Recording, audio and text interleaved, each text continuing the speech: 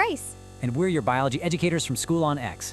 We are so excited to be here with you today because we get to unpack one of the greatest detective stories in all of science. Oh, for sure. Today, we're cracking the code of life itself, a code that's written inside every single one of your cells and determines, well, everything about you. Ready to solve the mystery? Let's do it. Okay, so let's start with a question that is so obvious you've probably never actually stopped to ask it. You plant a mango seed. What do you get? A mango plant. 100% of the time. You never get an apple tree or a rose bush. But why? What is the instruction manual inside that seed that says you must be a mango tree? Or let's bring it right home. Think about yourself. People might tell you that you have your mom's eyes, but you absolutely have your dad's laugh. How does that happen? How did your body know to pick one trait from mom and another from dad? These little family quirks, they're not random. They're the exact mystery that the science of genetics was born to solve. Exactly, Adam. And all those why and how questions have a home in a huge field of biology called genetics. It's really all about understanding two massive ideas. First, inheritance, which is how traits get passed from parents to their kids.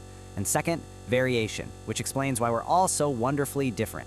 So let's think of it this way. Inheritance is the thread that connects you to your parents and your grandparents and so on. It's the reason puppies look like dogs and kittens look like cats. It's all about similarity. But variation, that's the magic. That's what makes you unique. It's the shuffling of the genetic cards that ensures no two individuals, except identical twins, are exactly alike. And what's wild is that humans have been acting like geneticists for thousands of years, way before we had a name for it. Just think about the famous Sahiwal cows from Punjab. Our ancestors didn't know about genes, but they knew that if they bred the cows that produced the most milk, their offspring would probably be good milk producers too. They understood the what, that traits were passed on, but they had no idea about the how. That part of the mystery would stay hidden for a long time. And solving that how brings us to the hero of our detective story, a brilliant monk named Gregor Mendel. In the 1800s, in a quiet monastery garden, he started conducting these incredibly careful experiments that would lay the foundation for all of modern genetics. And his tool of choice wasn't some fancy machine, it was the humble garden pea plant. And Grace, I just have to jump in here, because this is what made Mendel a total game changer. He wasn't just a botanist observing plants. He was one of the first scientists to apply mathematics and statistics to a biological problem.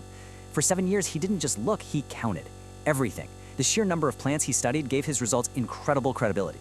Bringing this kind of mathematical logic to biology was unheard of, and frankly, it's what made his work pure genius. Okay, so let's follow his investigation. He started simple, with something called a monohybrid cross. All that means is that he looked at one trait at a time. Let's use height.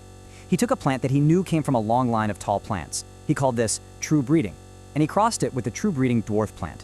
So in that first generation of offspring, the F1 generation, what do you think he saw? Every single plant was tall. It was like the dwarf trait had just vanished into thin air. But Mendel was a patient investigator. He took those tall F1 plants and let them self-pollinate. And in the next generation, the F2 generation, poof, the dwarf trait was back. And it wasn't random. It showed up in a really specific pattern. For every 3 tall plants, there was about 1 dwarf plant. The big question was, where did the dwarf trait hide? And this is where Mendel had his monumental insight. He figured that traits weren't just blending like paint. They were controlled by discrete, invisible factors, which we now call genes, that are passed down from parent to child. And he realized that for each gene, like height, there could be different versions. We call these versions alleles. So for the height gene, there's a tall allele, which we show with a capital T, and a dwarf allele, which we show with a lowercase t. Right, and to visualize how this works, we use this awesome tool called a Punnett square. So, that first true breeding tall parent can only pass on a capital T allele. The dwarf parent can only pass on a lowercase t. Which means that in that first F1 generation, every single offspring gets one of each. Their genetic code, or their genotype, is TT. But remember, they all looked tall. That's what told Mendel that the tall T allele must be dominant, and the dwarf T allele must be recessive. It was there, but it was hidden. Exactly. Now, when that TT generation makes its own reproductive cells, the T and T alleles separate or segregate from each other. So when we fill in the Punnett square for the next generation, we see 1 TT, 2 TTs, and 1 TT. That's a 1 to 2 to 1 ratio of the genotypes. But because T is dominant, both the TT and TT plants look tall. And there it is, the 3 to 1 ratio of what you actually see that Mendel counted in his garden. It all just fit together perfectly.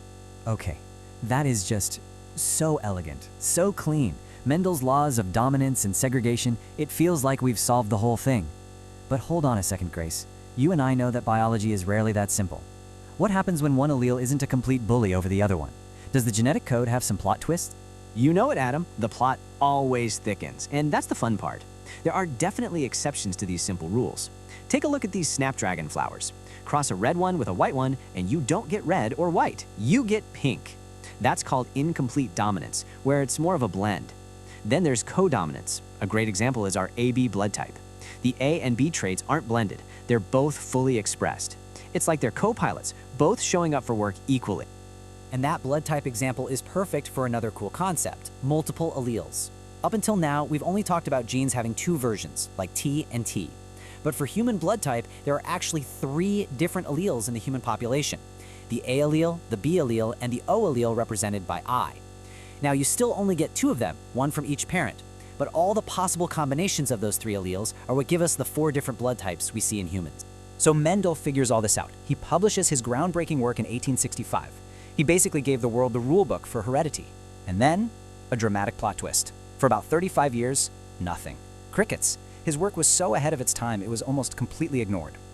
So while Mendel had found the rules of the code, the physical factors he talked about were still a complete mystery. Where in the cell were they? That's right, it took until 1900 for the world to catch up and for his work to be rediscovered. And a huge reason for that was technology. By then, our microscopes had gotten much better. Scientists could finally peer deep inside a cell's nucleus and see these little thread-like structures that seem to do a very precise dance, doubling and then dividing, right before a cell split in 2. They named them chromosomes, which just means colored bodies. And this, right here, sums up the next giant leap perfectly. Mendel, with his P's and his powerful logic, had figured out the what, the abstract rules that governed inheritance.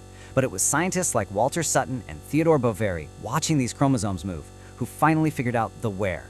They proposed that Mendel's mysterious factors had to be physically located on these chromosomes. Yes, and this was the ultimate aha moment. Sutton and Boveri observed that the behavior of chromosomes during meiosis, the process of making sperm and egg cells, was a perfect physical parallel to Mendel's abstract laws. You can see it here. They come in pairs, one from each parent. Those pairs separate or segregate. The movement of these visible chromosomes was the concrete evidence that proved Mendel's theories were right all along. It was this beautiful connection between what you could count in a garden and what you could see under a microscope. So what a journey. We've gone from ancient farmers noticing patterns in their livestock to a monk in a garden meticulously counting peas, all the way to scientists finding the physical location of our genes. But why does understanding these century-old discoveries matter so much to you right here in the 21st century? Well, it matters because this knowledge is the absolute bedrock of modern medicine.